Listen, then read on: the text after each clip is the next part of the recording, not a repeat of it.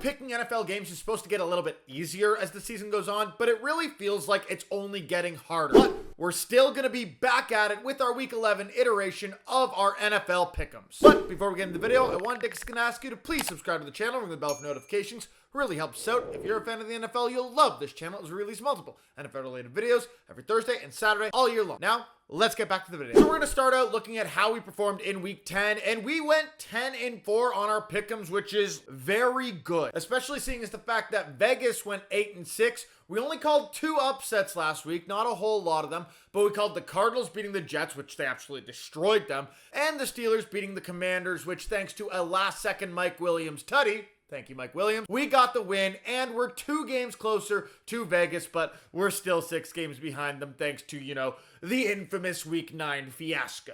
Now moving into our Week 11 picks, we start with the Jaguars visiting the Detroit Lions. Vegas has this as their lock of the week, and I'm not even going to sugarcoat it. So do I. Of course, this is the lock of the week. The Detroit Lions are one of the best teams in the NFL at home, on a road, on a win streak, and visiting is the Jacksonville Jaguars, who put up 7 points last week. Trevor Lawrence is almost definitely still going to be out, which means Mac Jones is starting at quarterback. They were already one of the worst teams in the league prior to Lawrence's injury, and this is just so abundantly clear that this is a Lions victory. The Lions have tended to be able to beat teams they should beat pretty well. They're not one of those teams that tends to play down to the level of their opponents, so I think they win this game handily. Lock of the week, let's move on. After that, we have a massive rivalry game, the Green Bay Packers visiting the Chicago Bears, and in recent history, this matchup has been all Packers. This is one of the most storied rivalries in the history of the NFL, but don't tell Packers fans that, because I don't think they think of the Bears as their rival, more like their little brothers, especially if they've been born in the past, 20 to 30 years. There was a period of time this season where I really thought that the Chicago Bears were a significantly better version of themselves and were definitely going to compete for the playoffs. That opinion has since faded away thanks to recent performances of the Bears, and they just fired their offensive coordinator Shane Waldron because of those woeful recent performances. And so even though they might have a new offense in play, they haven't been able to fully integrate it. Caleb Williams is still a rookie. You can't put too much on his plate yet because he is just coming into the NFL. So even though this is in Chicago, it's a divisional rivalry game, which tends to lead towards the home team. I'm still going with the Packers in this one. They've always dominated the Bears, and I have no reason to believe that that's going to stop in Week 11 of the 2024 season. Next up, we have a Super Bowl rematch from about 7 or 8 years ago. The LA Rams visiting the New England Patriots, and let's be clear, these two teams are very different from those Super Bowl iterations when they played against each other. The LA Rams have managed to retool and win a Super Bowl since then, obviously, surrounding Matt Stafford and Cooper Kupp, but basically everybody else involved in that team is gone. They have picked up some nice pieces. They are getting healthier, and they are likely going to miss the playoffs still. That's because they had a bad loss on Monday Night Football against the Miami Dolphins, which they basically needed to win to keep themselves in a competitive playoff position. They have a losing record. It's going to be tough to come back in an NFC that looks very good. And if they are going to come back, winning this game is an absolute must, given how easy this game should be on paper. And the reason it's so easy is because they're visiting the New England Patriots, who are one of the worst teams in the NFL. The funny thing is, the New England Patriots are probably closer to second place in their division than the Rams are to second place in theirs. And that's just because the AFC East is so bad. Either way, the New England Patriots look better with Drake May at quarterback as opposed to Jacoby Brissett, but I would still not take this team to win many games, and against a Rams team that I think is still quite good in spite their loss to the other AFC East opponent in the Dolphins last week. I'm taking the Rams to win this week. I just can't fathom the Rams losing to both the Dolphins and the Patriots in the same season, and if they do, they need to just blow this thing up. Next up, we have an absolute stinker of a football game. We got the Cleveland Browns visiting the New Orleans Saints, and okay, I'm just going to be honest. I don't want to talk about this game for long. The Browns obviously starting Jameis, coming off the bye, going on the road to visit the New Orleans Saints, who did get a nice win against the Atlanta Falcons last week. But I think the Saints were carried more based on the fact that that was a rivalry hatred game that they wanted to win, as opposed to against the Browns, who I think they could take or leave a win or loss against the Browns. As for the Browns, given they're coming off the bye, I'm going to call a slight upset here and pick the Browns. And I call it a slight upset because Vegas basically had this game as a coin flip. How I decide coin flips if it's literally equal odds, which this was, -108, -108, is I say that Vegas picks the home team, that being the Saints, and so I'll go for the road team, that being the Browns. Next up, we have the Minnesota Vikings going on the road to play their second straight AFC South opponent in the Tennessee Titans. The Vikings were barely able to get by the Mac Jones-led Jacksonville Jaguars this past week, but I think they will be able to get by the Tennessee Titans a little bit easier, so I have them winning this game. I mean, I think the Titans might be slightly better than the Jaguars, though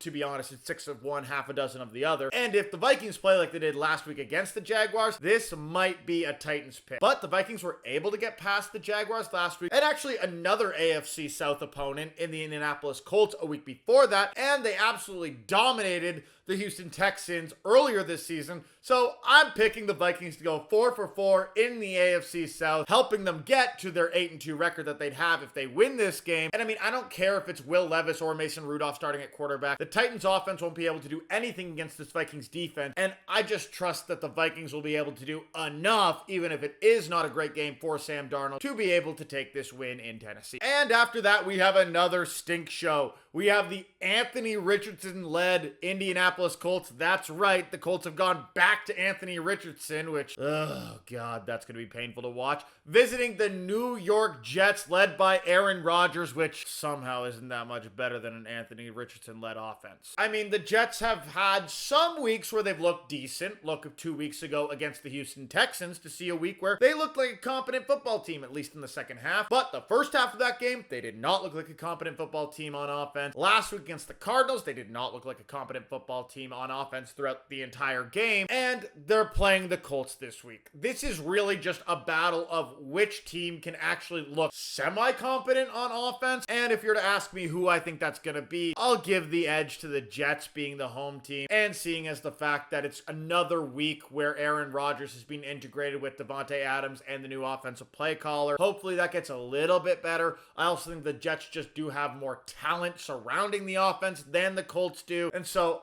I'm taking the Jets in this one, but I'll tell you right now, I do not want to watch this football game. It's not going to be entertaining. And even if you're a fan of the Jets or the Colts, go outside, take advantage of the fall weather. It's going to be snowing pretty soon anyway, at least if you're in the north like me. So just have fun with the time you have in the sun before it goes away. Don't watch this football game. You don't need that in your life. But what you do need in your life is some Ravens and Steelers.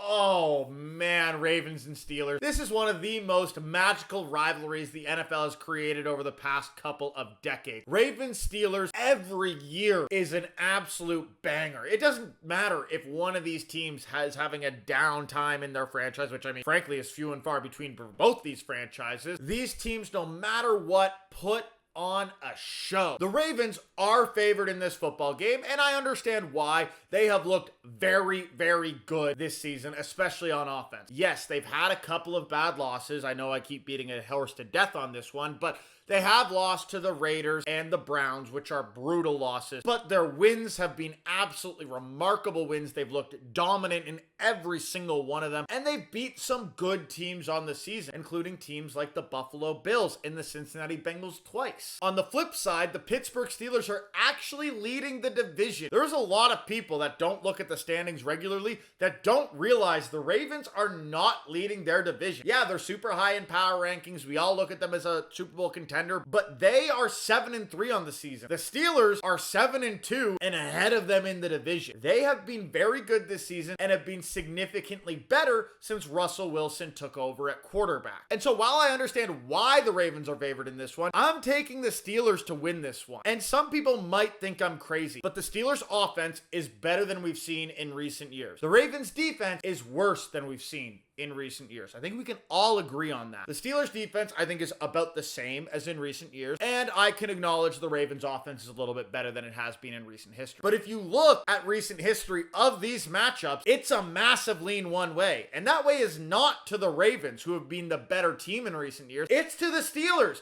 who have had basically nobody playing quarterback. In the last 4 seasons, the Steelers are 7-1 against the Ravens. And let me read to you how many points the Ravens have put up in those games. I'm going to literally read it off the screen right now. They have put up 10 points, 10 points, 13 points, 16 points. That is the game they won. 13 points, 19 points, 14 points, 24 points. Hey, there we go. One game of those 8 where they scored over 20 points and one game of those 8 that they won. With the Steelers having a significantly better offense and the Ravens having a worse defense, even if the Ravens offense is a little bit better, Tomlin seems to have always had Lamar Jackson's number. There's a reason they were also able to get past the Commanders last week because Jaden Daniels is a little bit of Lamar Jackson-like, though he's not as good. I will fully acknowledge that. And so at home, I'm taking the Steelers to win this one and pull off the upset, but oh, will this be a good game, and I am so looking forward to it. Next up, we have the Raiders visiting the Dolphins, 2 teams that aren't making any noise in the playoff race, though Dolphins fans may care to disagree with me after their win last week and the fact that the AFC is kind of pretty bad. The Raiders are looking to move on at quarterback and are putting Desmond Ridder in as their starting quarterback. Yes, folks, that is their 3rd starting quarterback of the season, and not a single one has stopped playing quarterback due to being hurt. That is how bad this team is. I just hope for my fantasy sake, because I have Jacoby Myers and Brock Bowers, that they still throw it to those guys if they have Desmond Ridder at quarterback, but I don't know what's going to happen. I'm just hoping it's not absolutely pathetic. On the flip side, the Dolphins, while they look mediocre at best on Monday Night Football, to be clear, they still were able to get the win against the Rams in Monday Night Football. This is in Miami. There is an argument to picking the Raiders in this one, primarily being that they're coming off the bye compared to the Dolphins, who have a shorter week, given they're coming off the Monday Night Football game. But even though that storyline and narrative might be there, I'm still picking the Dolphins because they're at home and they're just clearly the better football team. And frankly, I just don't trust Desmond Ridder. Next up, we have an NFC West rivalry game, the Seattle Seahawks visiting the San Francisco 49ers. And if this were 10 years ago, this would be must-watch TV. And even in 2024, it's not a bad game. This is still a good football game. Don't get me wrong. If this was a primetime football game, I'd be quite happy with that being on the schedule. But it's not quite the same draw as it was a decade ago when these two teams were the class of the NFC, when it really felt like whoever won the game between these two would go on to the Super Bowl, which is basically what happened for a number of years in that era. The NFC West is an incredibly tight division. I talked about this a little bit last week, and because it's such a tight division, any divisional game is effectively must win for every one of these teams at this point in the season, especially seeing as the wild card spots right now are held by the Minnesota Vikings at 7-2, the Commanders at 7-3, and the Packers at 6-3, all of whom are very competent teams and with significantly better records than everybody in the NFC West. In terms of who I'm picking in this game, I'm going with the 49ers. They're clearly the better team. They got Christian McCaffrey back. They're at home. I understand that this is a rivalry game and that the Seattle Seahawks are coming off the bye, but I'm just trusting in the talent of the 49ers to be able to get over the hump, take down the Seahawks, and get one step closer to getting back into the playoffs, which, I mean, it would be pretty crazy if the 49ers didn't make the playoffs, and they're on the outside looking in right now, so they need wins bad, and I say they get one here. Next up, we have the Falcons visiting the Broncos, and the Broncos got absolutely heartbroken last week when they lost on a blocked field goal against the undefeated Kansas City Chiefs. On the flip side, the Atlanta Falcons also lost in heartbreaking fashion, but that was more so because they lost to the New Orleans Saints in New Orleans, and that's basically the Super Bowl for New Orleans at this point, because those two teams do not like each other. I talked about it a bit last week. The Broncos are going to be looking to get back in the win column this week. They are still in a playoff spot in the AFC, but there are teams that are going to be marching on them. A team like the Bengals is absolutely looking to overtake the Broncos and get into one of those wild card spots. Obviously, the Ravens or the Steelers basically have one of those wild card spots on lock, and the Chargers are still rolling in the AFC. So this is not a losable game for the Broncos if they're looking to keep good pace in the AFC playoff picture. On the flip side, the Atlanta Falcons probably could lose this game because, let's be honest, the Saints are not very good. They only have 3 wins. The Panthers are not very good. They only have 3 wins. And the Buccaneers are pretty good, but they only have 4 wins, and you have a little bit of a leg up on them if you're the Atlanta Falcons, and you already won both games against the Buccaneers this season, so you hold the tiebreaker too. And so, while the Falcons obviously want to win this game because everyone wants to win every game, I don't think they need to win this game against a non-conference opponent when you have a pretty big lead in the division. And let's be completely honest here, they're really only fighting for either the 3rd or 4th spot in the conference because the Lions and the Eagles, or the Commanders or Vikings or whomever wins those divisions, aren't letting the Falcons pass them. The 1 and 2 spot in the NFC is pretty locked up at this point, at least in terms of what divisions are getting them. So the Falcons don't have much to play for. I think the Broncos do, and at home, the Broncos take this one. And now the game we've all been waiting for, America's game of the week, the final non-primetime game of Week 11, the undefeated Kansas City Chiefs visiting the 8-2 Buffalo Bills. Oh, every year we get Patrick Mahomes versus Josh Allen, and every year it lives up to the hype. I really hope this is not the year that breaks the mold, but seeing how many times we've seen these two go against each other, and seeing how often it's been a banger of a football game, and seeing as both these teams are still very, very good on the season. I mean, let's be completely honest with ourselves. The Bills have the third best record in the NFL and the second best record in the AFC. The Chiefs have the best record in the NFL and obviously the best record in the AFC. This is a matchup of juggernauts. If the Bills win this one, they have the tiebreak against Kansas City, and then one additional Kansas City Chiefs loss when the Bills don't lose, and the Bills get the first round bye. This matters for Buffalo. It also matters for Kansas City because they know exactly what I just said. In recent history, we all remember the Kansas City Chiefs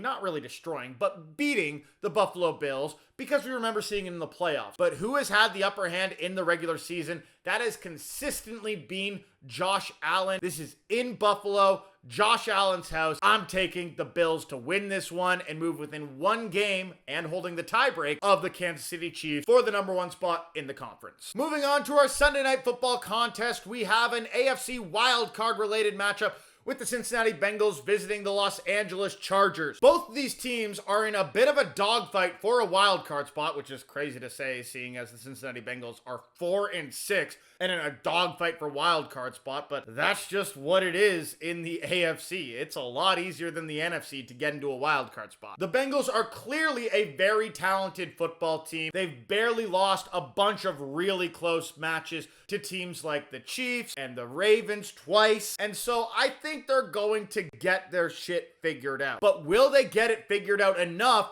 to make the playoffs is a little bit of a different story.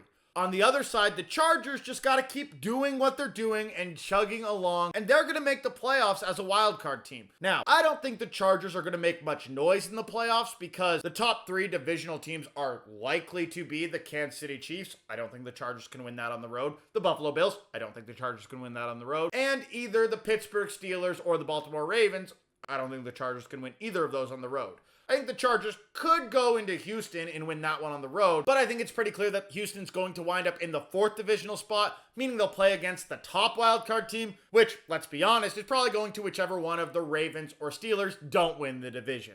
And so I really do feel like the wild card playoff game is the best the Chargers can hope for, at least this season. But hey, that is a massive improvement over where they were last season, and it shows that Jim Harbaugh is really making this team a lot better. On the flip side, the Cincinnati Bengals could absolutely beat any one of those football teams, even going on the road in a wild card game. The Bengals are a really good football team, and so while I understand why the Chargers are favored in this game, being at home and seeing as they are a very good team, I'm taking the Bengals to win this one. This team needs to win football games. They have looked very good, at least offensively, in recent weeks, and I think they're just going to get over the hump and win a game against a Chargers team that I think the Bengals are better than. Seeing as how close they came against the Ravens, a team that is much better than the Chargers on Thursday Night Football in Baltimore, they should be able to take down the Chargers. They have an extra little bit of rest seeing as they played on Thursday Night Football, and I'm taking this upset. And finally, our Monday Night Football game, we got the Battle of Texas, the Houston Texans visiting the Dallas Cowboys. And a couple weeks ago, this might have been a very exciting football game, but with Cooper Rush starting at quarterback for the Dallas Cowboys, let's not make you wait any longer.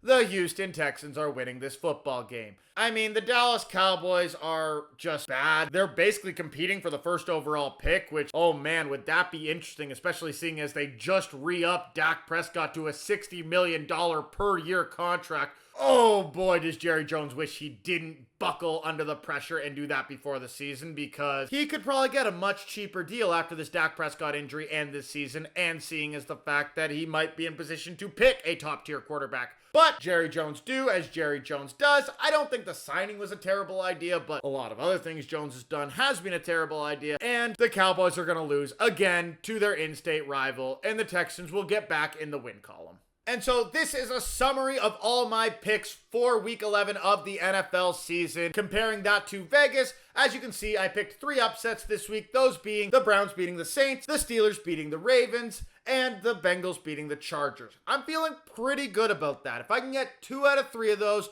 I move a little bit closer to Vegas in terms of my picks on the year. And if I can just get, 1 pick extra a week, I can overtake them. I can feel it. I'm gonna do it. But that's it for this week's NFL Pick'ems. I hope you all enjoyed it. If you did, remember to leave a like and comment down below. Help us out, help us grow. I hope you enjoy week 11 of the NFL season, and I'll see you in week 12 for our power rankings and pick'ems as always. Peace!